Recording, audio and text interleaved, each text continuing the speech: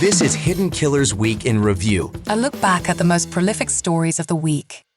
This is the Hidden Killers podcast with Tony Brueski. Featuring author, psychologist, and daily contributor, Siobhan Scott. Is there ever a way where, in a world that this would be okay, for her to take $1 million to be followed around? Let's play it in the world that she truly knows absolutely nothing about Rex Heuermann, even though she lived with him and was married to him for however many plus years. And the allegations, of course, are there that maybe she did know about some of these things, according to John Ray and other people. But say all that's not true. Say she literally had her head in the sand, completely clueless that these things were going on around her, however difficult that may seem to be. Yeah. She is a victim in that sense here as well. But even being a victim, even if you are unaware of your spouse's actions, you did find them out now. There's a lot of people that are hurting and are very much happy that something is going on here. Someone's been arrested, where it's okay for her to take that $1 million. And people can look at this as, well, she's a victim too. She needs money. Is it ever okay? Yeah, and that really gets into that ethics area. You know, I can't imagine, as I always say, I try to put myself in other people's shoes and imagine what would it be like to be them. And I guess if she's not looking at any sort of future where she can work and support herself and help her children, which is certainly possible that she may not be employable at this point, you know, and may never be, I guess it makes sense on that level. But it's just still kind of morally repugnant. And I think most people would be looking for other solutions other than taking $1 million, which in truth, depending on perspective, is not all that much money. It would buy you about a quarter of a house in certain parts of California, you know, so, you know, it's not like she's got the 200 million and is going to be rolling in dough forever. But yeah, a case could be made that the lady does not function really well. She's never going to be able to support herself and she's just desperate. So, well, we did see also in this, and it makes me wonder about her own counsel that she's hired, that they will be profiting handsomely from this as well. Yeah. I believe in the terms of hundreds of thousands of dollars. Yeah, $400,000 to her attorney, I believe is what I read, and $200,000 to the kid's attorney. They have an attorney. That leaves $400,000 left for Asa? Is that? No, that was in addition to her million. In addition to the million. In addition. Oh, okay. Yeah. I thought it was all coming out of that same pot.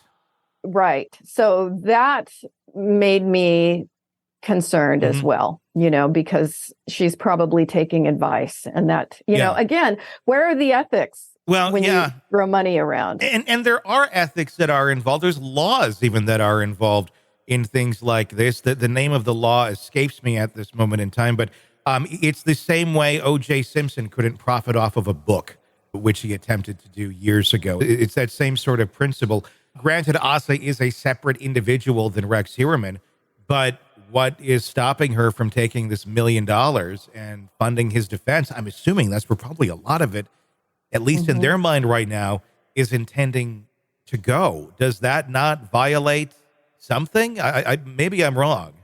Yeah, it seems like there's a gap in the law that, yes, it's wonderful that a convicted murderer can't write a book and then make millions off the book, but the spouse can, you know, so it doesn't feel right. It all feels icky, to say the least. I mean, it's one of those you look at it and like, well, maybe after this is all done, if you want to tell your story, cool. I'm sure there'd be an opportunity for it. But in the middle of all of this. In the middle of it, it's so sensational. Of course, it's going to get a lot of attention.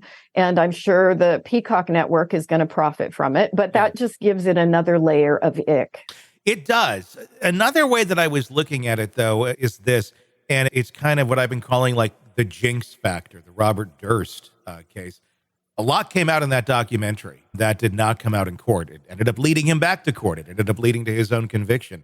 I'm wondering if this is going to do that, if this is going to open those doors, because it's not someone sitting down with a prosecutor or someone sitting down with an investigator. It's at home. It's the Peacock camera crew. What could possibly go wrong? I'm wondering if investigators are kind of salivating at this to a certain extent, going, yeah, you go do that. And then we're going to subpoena all of your footage. And not just what makes it on camera, because I'm sure there's agreements saying, I would hope there'll be agreements with them stating, this is the angle we're taking it, period. Right. You can't steer us that way. But the cutting room floor, everything that's there, that could be very interesting. And if she does not play her cards right, this could be very damning for her at the same time.